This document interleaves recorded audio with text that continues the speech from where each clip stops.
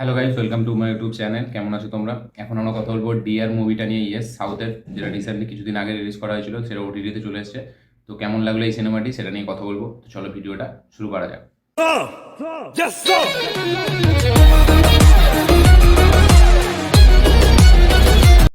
সব থেকে প্রথম, এই সিনেমার যে হিন্দি ডাবিং, সেটার জন্য স্টুডিওকে মারা দরকার। ঠিক আছে, তাদেরকে ধরে খুবই মারা দরকার। ডাবিংটা জাস্ট জঘন্য ডাবিং হয়েছে।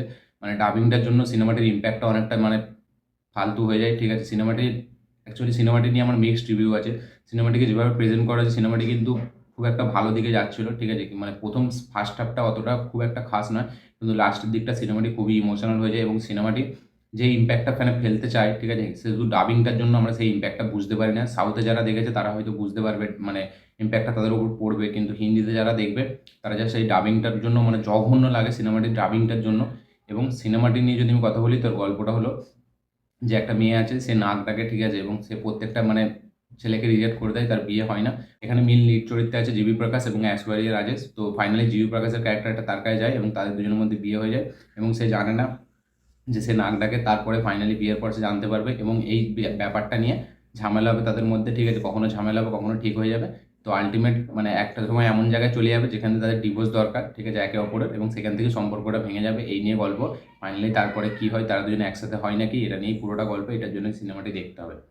তো এই সিনেমাটি দেখার সময় আমাদের যে নীতিশ তিওয়ারি কিছুদিন আগে মানে রিলিজ করেছিল বাওয়াল, যাতে জাহ্নবী কাপুর এবং বরুণ ধাওয়ান ছিল, সেই সিনেমাটি থেকে অনেকটা ইন্সপায়ার্ড দেখে বোঝা যাচ্ছে এবং অনেকটা ফরম্যাট কিন্তু তার মতো আছে পুরো। দেখে বোঝা যাচ্ছে যে মানে তাতে মির্গি রোগ ছিল, এতে নাক ডাকার যে এর ব্যাপারটা এটা আছে, কিন্তু ফরম্যাটটা কিন্তু বাওয়ালের মতো। এবং আরেকটি সিনেমা যেটা আমাদের বালা, ঠিক আছে, যাতে আয়ুষ্মান খুরানা ছিল এবং ইয়ামি গৌতম ছিল, 2019-এ রিলিজ হয়েছিল। সেই সিনেমার যে মানে ফরম্যাট, সেইটাও থেকেও নেওয়া হয়েছে এখানটায়, দেখে বোঝা যাচ্ছে। কারণ তাতে বিয়ের পরে যেখানে আয়ুষ্মান খুরানা মানে ক্যারেক্টারটা ছিল, এখানে সেই ক্যারেক্টারটা মেয়েটার আছে। এবং বাওয়াল সিনেমাতে যেরকম ছিল সেরকম তো হুবাহুই আছে। তো লাস্টের দিকটা বালা সিনেমার এবং মাঝখানের দিকটা ওই মানে বাওয়াল সিনেমার, এরকম দুটো সিনেমার ছোঁয়া পাবেন আপনারা। তো সিনেমাটির ভালো দিক যেগুলো হলো, সিনেমাটির ভালো দিকটা হলো এই সিনেমার যে ইমোশনাল অ্যাঙ্গেলটা, সেটা কিন্তু ভালো ওয়ার্ক করে। হিন্দি ডাবিংয়েও যতটা ওয়ার্ক করে আমরা দেখে বুঝতে পারি, তার মানে যাতে অরিজিনাল ভার্সানে দেখেছে তাদের জন্য কিন্তু বেশ ইম্প্যাক্ট ফেলে। ফার্স্ট হাফটা মোটামুটি ঠিক আছে, ফার্স্ট হাফটা একটা মানে যেহেতু ডাবিংয়ে তো একদমই ফালতু লাগছে, ফার্স্ট হাফটা তাও মোটামুটি ভালো, মোটামুটি বলা যাবে। খুব একটা এক্সট্রাঅর্ডিনারি না, আবার খুব খারাপও না। কিন্তু সেকেন্ড হাফটা এই সিনেমার হাইলাইট, সেকেন্ড হাফটা জাস্ট দুর্দান্ত। এবং হ্যাঁ, এরকম ফরম্যাট এমন নয় যে আমরা দেখিনি, এরকম গল্প আমরা এর আগেও অনেক দেখেছি, কিন্তু যেভাবে গল্পটাকে প্রেজেন্ট করেছে সেটা কিন্তু দেখতে ভালো লাগে। এবং লাস্টের দিকটা কিন্তু খুবই ইমোশনাল সিনেমাটি। এবং একটা কথা মানে জিবি প্রকাশ যেহেতু সে মানে বিজিএম মানে সে মিউজিক ডিরেক্টর খুবই সুন্দর, মিউজিক কম্পোজার, কিন্তু অ্যাজ এ অ্যাক্টর সে খুব একটা ভালো নয়। ঠিক আছে, এখানে তার জায়গায় অন্য কাউকে দিলে আমি বলবো আরো বেটার পারফর্ম করতো। এবং ঐশ্বরিয়া রাজেশ সে কিন্তু ভালো পারফর্ম করে, সে একটা ভালো পারফরমেন্স দেয়, আমরা সকলে জানি। তার পারফরমেন্স এখানে ঠিক আছে। এবং ওভারঅল সাইড ক্যারেক্টারে যারা আছে তাদের মধ্যে যে মায়ের ক্যারেক্টারটা করেছে সে খুব ভালো, ঠিক আছে, এবং তার সাথে যে দাদার ক্যারেক্টারটা আছে তারও খুব ভালো। কিন্তু ডাবিংয়ে আমাদের অতটা কারোর মানে ইম্প্যাক্ট অতটা বুঝতে পারি না আমরা কোনো ক্যারেক্টারে, যেটা আমাদের সাথে থেকে যাবে। কিন্তু অরিজিনালে যারা দেখবে তারা কিন্তু খুব ভালো মানে রিলেট করতে পারবে। এবং গল্পটা লাস্টের দিকে যত এগোয় তত কিন্তু খুব সুন্দর হয়ে যায়। এবং ওভারঅল সিনেমাটি লাস্টের দিকটা শেষ হওয়ার পর একটা ওয়ান টাইম ওয়াচে সিনেমা হয়ে যায়। এমন নয় যে সিনেমাটি বারবার দেখা যাবে। সাউথ মানে অরিজিনাল ভাষাতেও দেখলে কিন্তু বারবার দেখার মতো সিনেমা নয়, ওয়ান টাইম ওয়াচই লাগে।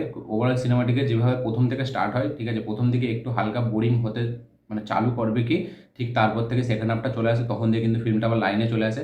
এবং ফিল্মটা যেটা কেটার করতে চেয়েছে সেটা অনেক দিকে, একদিকে তো মানে যে মেনলি চরিত্র তার ক্যারেক্টার দেখাতে যাচ্ছে, তাদের লাইফে কী কী প্রবলেম চলছে, এবং উল্টো দিকে তার মায়ের ক্যারেক্টার ঢুকে গেছে, ঠিক আছে, সেখানে কী কী প্রবলেম চলছে সেখানে চলে গেছে। তো দুটোকে ব্যালেন্স করার জন্য, ঠিক আছে, সিনেমাটি ঘেঁটে গেছে। যদি এটা একটা পার্টিকুলার কোনো ক্যারেক্টারের উপর লাইফটা দেখাতো সেটা কিন্তু ভালো হতো। দুদিকে ব্যালেন্স করতে গিয়ে এবং অনেক কিছু কেটার করতে যাচ্ছে একসাথে সিনেমাটি, তাই জন্য সিনেমাটি মানে অনেক দিক দিয়ে মানে খারাপ হয়ে যায়। মানে যেহেতু অনেক কিছু মিক্স করে ফেলেছে, তাই জন্য কোনটার সাথে কানেক্ট হবে আমরা বুঝতেই পারি না, ঠিক আছে, এবং যেখানেই কানেক্ট করতে যাচ্ছে সেখান থেকে সিনেমাটি মানে বেরিয়ে গিয়ে অন্য একদিকে চলে যাচ্ছে। এবং সেখানে যখন কানেক্ট করতে যাচ্ছে সেখান থেকে বেরিয়ে অন্য একদিকে চলে যাচ্ছে, তাই জন্য সিনেমাটি লাস্ট পর্যন্ত কোথাও কানেক্ট হয় না। এবং যেহেতু এরকম ফর্ম্যাট আগে দেখা, তাই জন্য ঠিকভাবে আমরা মানে তাদের ক্যারেক্টারগুলোর জন্য ফিল করতে পারি না। জিউ প্রকাশের ক্যারেক্টারটা তাকে যেভাবে মানে লেখা হয়েছে, ঠিক আছে, সেই ক্যারেক্টারটার সাথে যখনই ফিল করতে যাবে তখনই মানে এমন একটা কিছু হচ্ছে স্ক্রিন প্লেতে যেটা আমরা পুরো ঘেঁটে যাচ্ছে। এবং অনেক দিক দিয়ে মানে মেসেজ দিতে চাইছে, ঠিক আছে, একটা প্রবলেম, স্বামী স্ত্রীর মধ্যে কী ঝামেলা, যতই হোক তারা একসাথে থাকতে হবে। তারপরে এই যে রোগ, ঠিক আছে, রোগগুলো নিয়ে কী এমন প্রবলেম, অনেক কিছু ক্রিয়েটার করতে গেছে, কিন্তু সব দিকগুলো দেখা দেখে সিনেমাটি ঘেঁটে গেছে। লাস্টের দিকে সিনেমাটি তার মায়ের কাহিনীতে চলে যাচ্ছে, ঠিক আছে, কিন্তু তার মায়ের কাহিনীটা কিন্তু খুব ইমোশনাল, ঠিক আছে, সেখানে বেশি মানে ইমোশনাল উপর ধ্যান দেওয়া হয়েছে এবং কিন্তু সেই ইমোশনাল সিনটা কিন্তু ভালো ইম্প্যাক্ট ফেলতে পারে এবং ওই কিছুক্ষণের জন্য তারপরেই আবার সিনেমাটি হেঁটে যায়। তো ওভারঅল সিনেমাটি আমার কাছে ওয়ান টাইম ওয়াচ মনে হয়েছে, ঠিক আছে। আপনারা দেখুন, আপনারা দেখে কেমন লেগেছে অবশ্যই কমেন্ট করে জানাবেন। আমার মানে সিনেমাটি আমি বলবো আরও বেটার হতে পারতো যদি এত কিছুকে না মানে একসাথে নিয়ে আসে, যে কোনো একজনের পার্টিকুলার ওই কাহিনীটা দেখালে সেটাকে আমি বলবো আরও বেটার হতো এবং সেটা প্রথম দিকে যদি একটু প্রথম দিকেই মানে ভালোভাবে স্টার্ট করে দিত সিনেমাটি, হয়তো মানে শেষ পর্যন্ত আরও বেশি মানে অডিয়েন্সের রিয়াকশান যেত।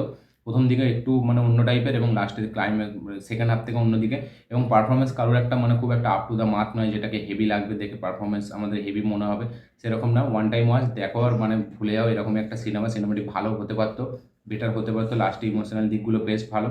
তো ওভারঅল সিনেমাটি আমার মোটামুটি লেগেছে। আপনাদের কেমন লেগেছে অবশ্যই কমেন্ট করে জানাবেন। আমার এই ভিডিওটি ভালো লাগে থাকলে অবশ্যই লাইক শেয়ার কমেন্ট করুন। হ্যাঁ, যারা যারা দেখেনি তারা অবশ্যই দেখুন। ভিডিওটি ভালো লাগে থাকলে লাইক শেয়ার কমেন্ট করুন। যারা যারা চ্যানেলটি নতুন এসেছেন চ্যানেলটিকে সাবস্ক্রাইব করুন, বেল আইকনটি প্রেস করতে ভুলবেন না। দেখা হচ্ছে পরের ভিডিওতে, ততক্ষণের জন্য বাই।